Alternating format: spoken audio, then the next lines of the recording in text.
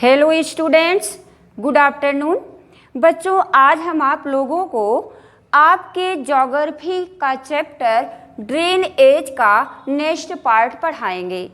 इसके पहले वाले पार्ट में आप लोगों ने पढ़ा गंगा रिवर सिस्टम के बारे में, यानी गंगा रिवर सिस्टम के बारे में आप लोगों ने पढ़ा और यह जाना कि इसकी कौन कौन सी ट्रिब्यूटरीज हैं, राइट बैंक की और लेफ्ट बैंक की। और एक चीज़ उस वीडियो में बच्चों हम भूल गए थे, नहीं बता पाए थे, उसमें यह बताना है कि गंगा रिवर की जो लेंथ है, यानी गंगोत्री ग्लेशियर से निकलने के बाद जो गंगा रिवर की पूरी लेंथ है बांग्लादेश की, वह 2500 किलोमीटर्स है।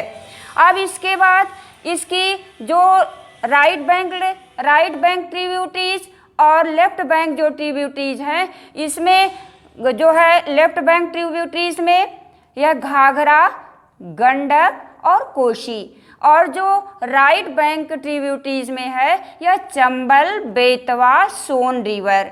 यह गंगा नदी जा कर के बांग्लादेश जाती है और यहाँ पे जा कर के ब्रह्मपुत्र रिवर से मिल जाती है, और ब्रह्मपुत्र रिवर से मिलने के बाद इसका नाम बदल करके मेघना हो जाता है।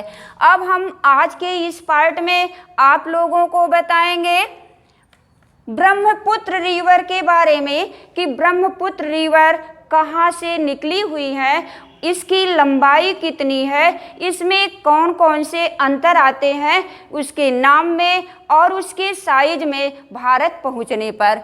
अब यहाँ पे है जो वर्जिन प्लेस है ब्रह्मपुत्र रिवर का, वह है मानसरोवर लेक के ईस्ट की तरफ, यानी मानसरोवर लेक के पूरब से यह ब्रह्मपुत्र नदी निकली हुई है। बच्चों, एक चीज़ और आप लोगों को बताए थे, पहली वीडियो में बताए थे कि मानसरोवर लेक के पास एक वाटर डिवाइड है जो सतलुज रिवर है वहीं से निकली हुई है, यानी उसके मानसरोवर लेक के वेस्ट से, और जो ब्रह्मपुत्र रिवर है वह ईस्ट से निकली हुई है। और यहाँ पे जो मानसरोवर लेक है यहाँ पे एक वाटर डिवाइड है और इसी से दोनों नदियों का पानी दो तरफ चला जाता है।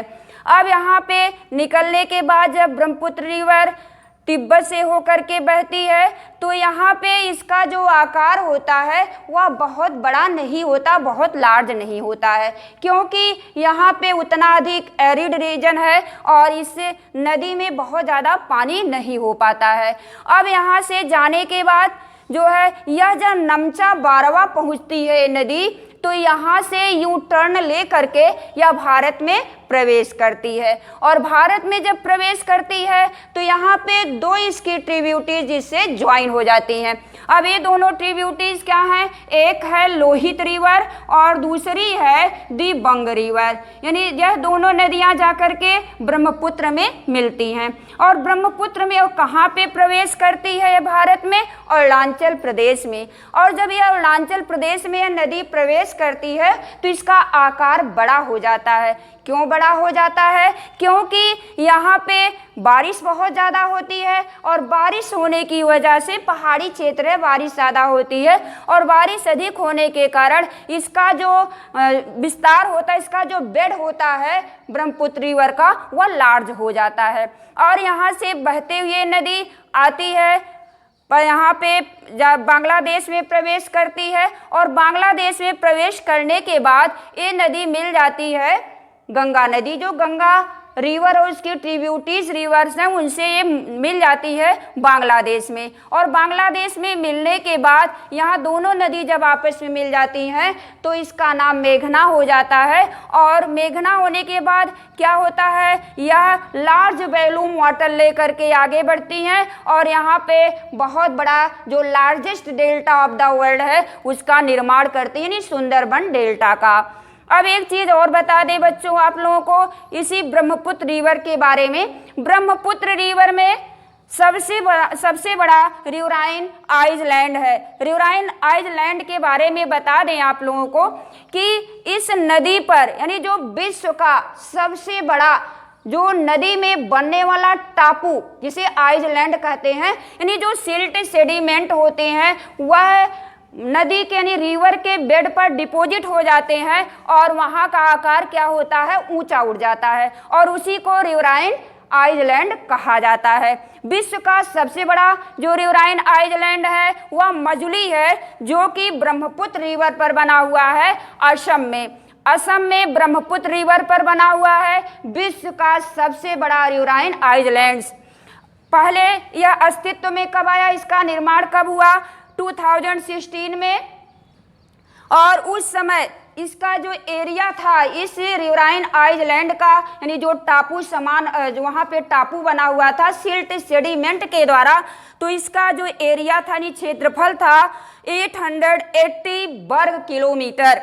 और इसके बाद इरोजन की प्रक्रिया होने के कारण इसका जो आकार था बाद में यानी 20 जो सेंचुरी शुरू हुई, तो यहाँ पे 20 के बाद बच्चों इस आइसलैंड का जो आकार था 2016 में वह था 880 स्क्वायर किलोमीटर, यानी 880 वर्ग किलोमीटर। लेकिन बाद में इरोजन की प्रक्रिया के कारण इसका आकार कम हो गया और हो गया 352 वर्ग किलोमीटर। तो इस तरह से बच्चों आज आप लोगों ने पढ़ा जो तीसरा जो रिवर सिस्टम है हिमालयन रिवर का, वह ब्रह्मपुत्र रिवर सिस्टम के बारे में। और एक चीज़ और बता दें कि इसमें जो ब्रह्मपुत्र रिवर है इसको भारत में नाम दिया गया ब्रह्मपुत्र रिवर का, लेकिन जब यह तिब्बत में बहती है तिब्बत में इसका नाम सेम्पो रिवर होता है। जब नमचा बारवा में या नमचा बारवा से यू टर्न लेकर के भारत में प्रवेश करती है अरुणाचल प्रदेश में, और जब इसमें दिबांग और लोहित रिवर जो लोहित ट्रिब्यूटरीज हैं जब ज्वाइन कर देती हैं तो इसका नाम बदल करके ब्रह्मपुत्र रिवर हो जाता है। और एक चीज़ और बताएं कि जैसे यह सेम्पो रिवर तिब्बत में रहती है और जब भारत में प्रवेश करती है तो यहाँ पे दिहांग रिवर के नाम से जाना जाता है, और जब इसमें जो है लोहित और दिबांग जो ट्रिब्यूटरी ज्वाइन करती हैं तो इसका नाम बदल करके हो जाता है ब्रह्मपुत्र रिवर। तो इस तरह से बच्चों आज आप लोगों ने जाना, और कुछ जीके के क्वेश्चन आपके बनेंगे कि what is the largest riverine island of the world, तो इसका नाम है मजुली। और इस तरह से बच्चों आज का यह अंक आपका समाप्त होता है और इसका नेक्स्ट पार्ट लेकर के फिर उपस्थित होंगे। Thank you.